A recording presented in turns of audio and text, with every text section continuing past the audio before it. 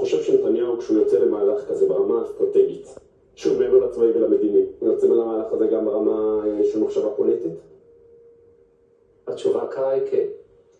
התשובה העניינית זה צריך לחשוב על זה, שאם בשבוע הבא פתאום האמריקאים מחליטים שהם יושבים במשא ומתן עם האיראנים ומחליטים להפסיק את המלחמה, אז אנחנו יודעים שטיק-טק כל הכדור שלג הזה מתחיל להתגלגל, שהתחלנו עם 17% מע"מ ואנחנו נעלה 18, ועכשיו אנחנו נגיע ל-20% מע"מ ונתחיל להגיע למיסים.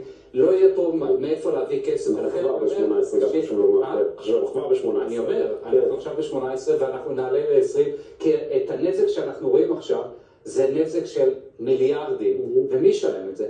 המדינה הזאת כבר גמרנו, היא חנוכה. אנחנו בשביל להחזיר את כל המחסני נשק, אנחנו נצטרך לקבל או מתנות מאמריקאים, או שנצטרך לשלם על זה. אין לנו מפעלים יצרניים שלנו, ולכן אני בא ואני אומר, יש לנו פה כדור שלג במתלול עמוק ביותר, שאני לא רואה איך זה נעצר, ומה שיציל היום את החברה הישראלית, אם המלחמה הזאת תיפסק. לא יש פוליטיקה. מה שיציל את החברה הישראלית